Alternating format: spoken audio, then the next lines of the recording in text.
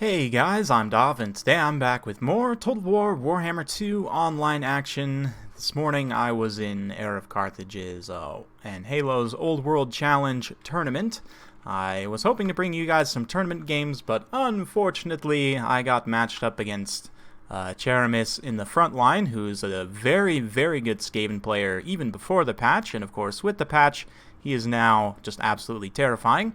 And we had a very close game, Vampire Coast versus Skaven, which I just showed yesterday, which is why I'm not showing that today. I may show that game in the future, but it was also shown on Heir of Carthage's live stream, so if you guys want to see a replay, definitely go check that out. It was a super fun, super close battle, very well played, Charamis, but he did end up narrowly taking out a win there, and since that was in the initial single elimination rounds, I was left with my morning free to play some battles. So here we go.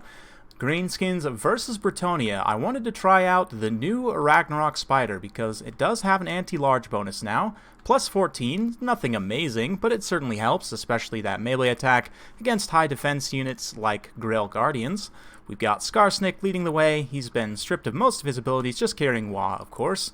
We've also got a Night Goblin Shaman here, having an absolute party. 4 Orc Boy Biggins, 4 Goblins, 4 Skulkers, 3 Spider Riders, and the Mangy Marauders. For my Bretonian opponent, we've got the Fey Enchantress here, leading some Knights of the Realm. We've got a Paladin, another Paladin, Grail Guardians. Front line is a bunch of Peasant Mobs. We've got some Peasant Bowmen as well, and Men-at-Arms. Here we got, Grail Guardians and Questing Knights. That's it. So, the Goblins advancing up the flank here. We're going to form kind of a little bit of a defensive position, try and use the smoke bombs as best we can. Over on this side, I'm doing some harass with the Spiders and with the Mangy Marauders. Unfortunately, I'm not microing my Spiders super well, and they are going to get caught up by Knights of the Realm here, which is not the best.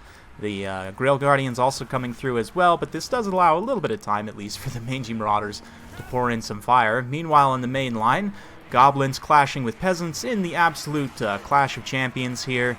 This is what everyone wants to see. The Grail Relic mixed in here as well. Failed to mention that earlier, but nonetheless, the Orc Biggins are just going to be lawn-mowing through a lot of those Peasants. The Peasants, even to Goblins, won't do super well. The Overwatch fire from the Bowmen will certainly help, but over here, Spiders being routed off. I'm going to pop the Wa now at this point. My Smoke Bomb here is slightly misplaced. It actually does not catch these Grail Guardians, unfortunately, but over here, these Spider Riders are being buffed up a little bit against those Knights of the Realm. It's not going to do a whole lot, but Vindictive Glare actually doesn't do a lot to the Fey Enchantress because she has missile and magic resistance.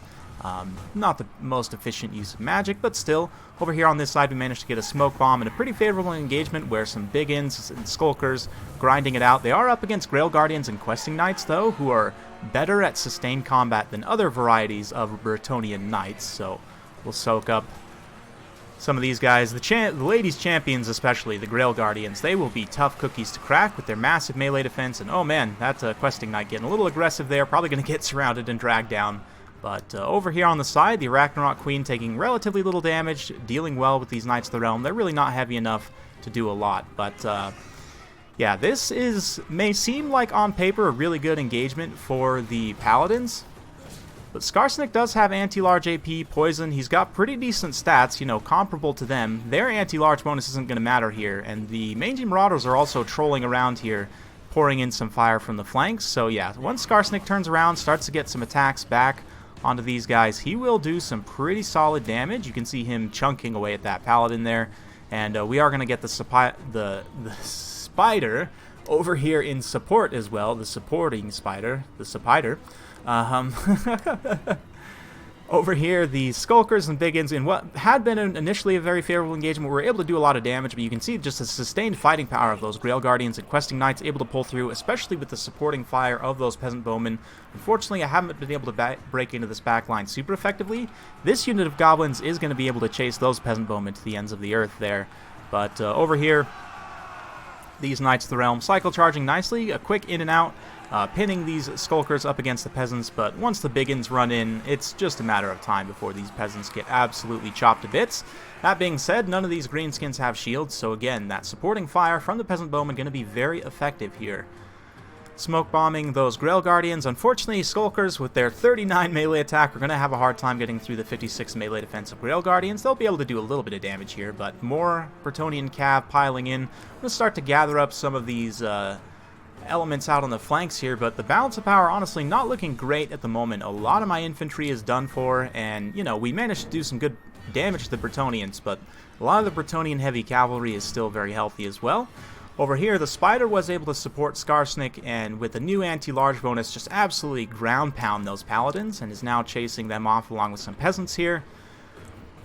So certainly a favorable situation in that aspect, but you can see the balance of power still not great here. This Night Goblin Shaman is also a little bit exposed here. He's starting to lose out on a lot of his support. We do still have one more relatively healthy unit of Biggins, but yeah, Vindictive Glare was nerfed. It doesn't do as good of armor-piercing damage, but it still just does great damage overall. You can see we did a lot of damage to that Grail Relic.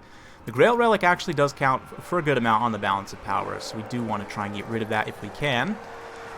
Biggins piling in here. Unfortunately, because Skarsnik's kind of been chasing Paladins and not necessarily in melee, he hasn't been recharging it, so I don't have, or the Wa that is, so I don't have Wa on this initial engagement here, which isn't the best.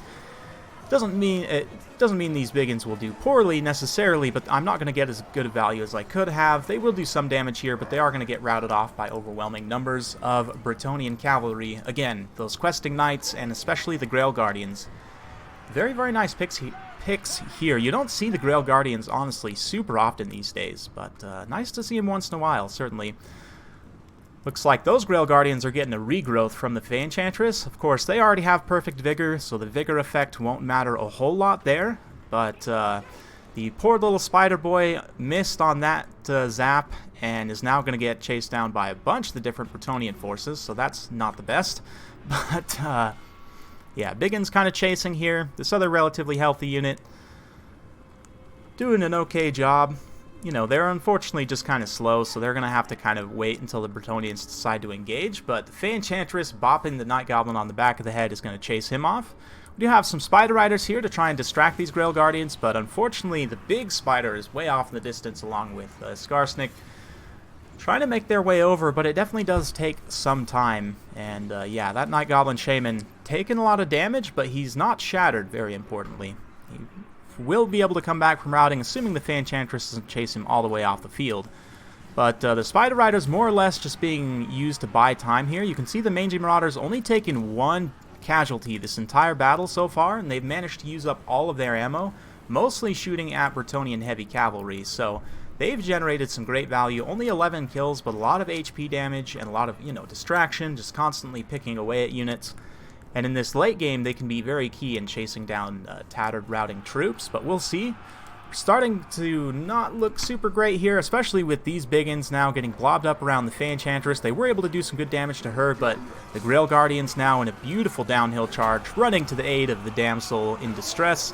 And questing knights coming down as well. I mean, Fey Enchantress probably would have been okay here, but ooh, a nice heal. Overcast does do a bit of damage to herself, but because the Overcast explosions do magic damage, the damage is actually mitigated by, like for example, the Fey Enchantress has 60% magic resistance, so Overcasts won't hurt her as much as they would, say, a regular damsel.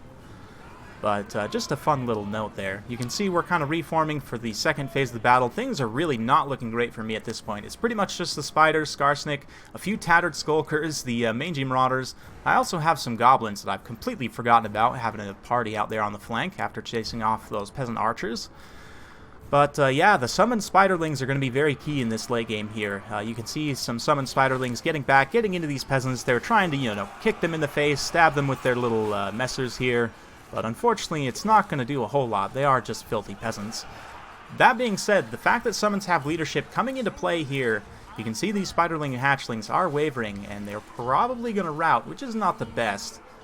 Previously, they would have continued to fight there, of course, but quick hit-and-run charge, trying to draw those knights in and force a decisive engagement here, but my Bretonnian opponent not really having too much of it right now. The peasants are coming forward, so we're going to just hit them, try and move the Spider in. Of course, with the anti-large bonus and the high attack stats, I'm very confident we can do some good damage. Likewise, the Zapper, as you just saw, came back from rout.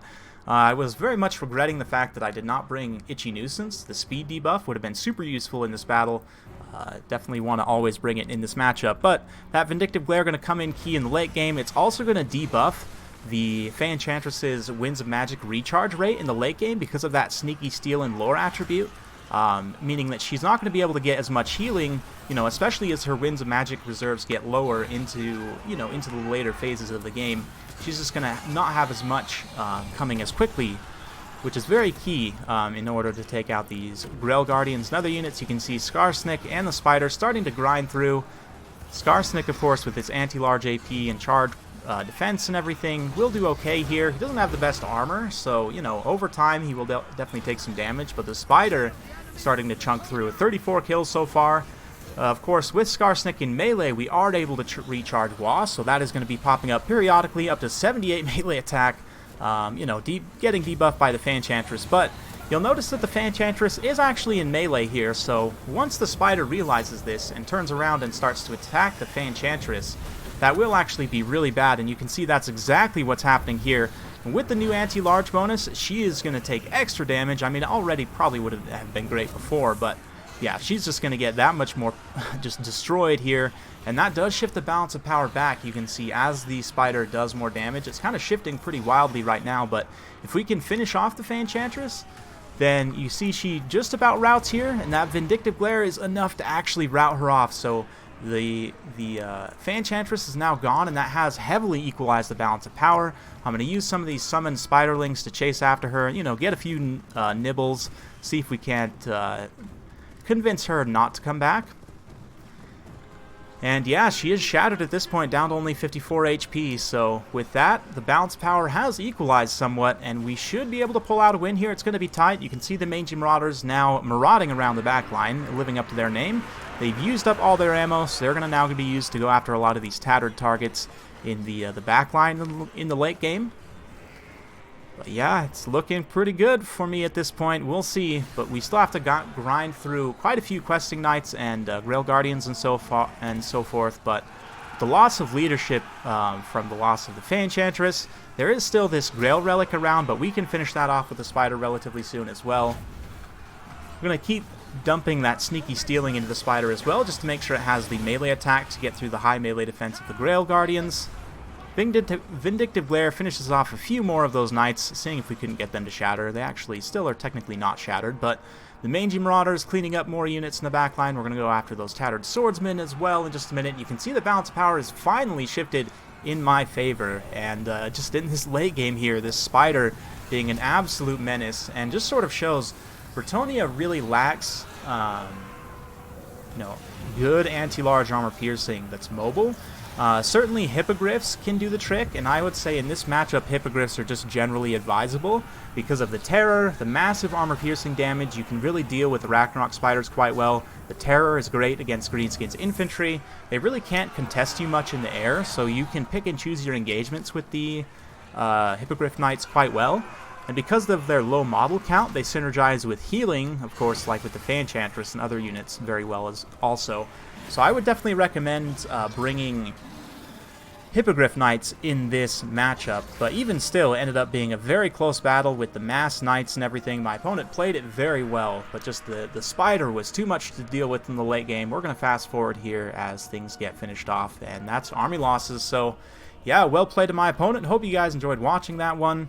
It was a super fun battle at the end of the day. The Mangy Marauders, a lot of those 112 kills were peasants that were cleaned up in the late game. They actually didn't get a lot of kill numbers on the knights. It was more, again, the HP damage, the picking away at them continuously. You can see all of my opponent's knights racked up a ton of kills. 106, 222, 160, 243 XP chevrons to go around for everyone. Just some excellent work, excellent cav micro by my opponent. Unfortunately, he just probably didn't focus the Arachnoid Queen early enough as he should have. If he had, I mean, the questing knights were cleaning up the biggins and the skulkers on the one side. If he had the questing knights over on the other side and they were able to support the paladins against the Spider with their heavy armor piercing damage, maybe it would have turned out a bit differently. But again, with those, like these Grail Guardians, for example, despite the fact they did very well, if you were to cut one unit of Grail Guardians and cut one Peasant Bowman, you could afford to bring some Hippogriff Knights. That gives you another super heavy armor-piercing presence, and also another source of terror as well, which terror is very key against the Greenskins, and that is one thing that my opponent's build lacked. But hopefully you guys enjoyed watching that one. If you guys do like this sort of content, be sure to like, subscribe, hit that bell notification button, so every time I upload a new video, you'll be notified. Thank you once again for watching, and we'll see you next time.